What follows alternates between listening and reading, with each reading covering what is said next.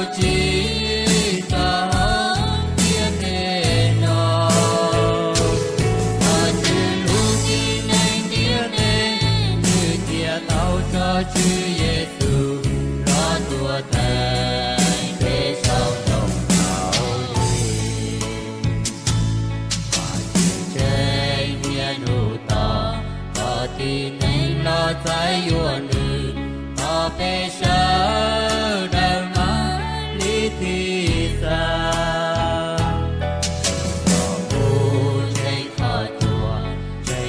chữ tia gió khó tranh như gió lù hậu bao tia lù chi vì gió bỏ chữ to kế lù như tia lý câu cho Giêsu lo đâu chi sao nia tê nó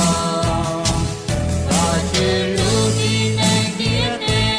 như tia tao cho chữ Giêsu đua thêm phía sau đồng khảo ly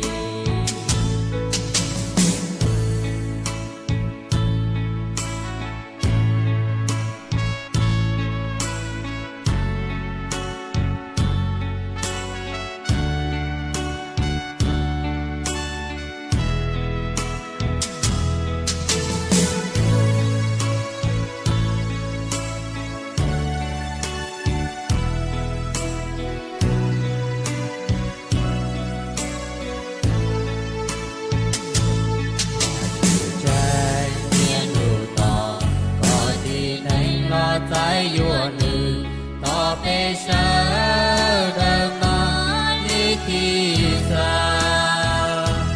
chỉ có buồn trên khó chùa chạy khó chữ tia gió khó chạy như gió lù hậu bao tia lù chi vì gió hóa thư so kế lù như tia lý tao cho Giêsu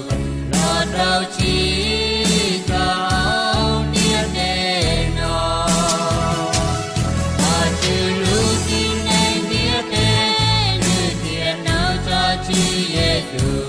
lo tua thêm thế sau đồng khảo vì do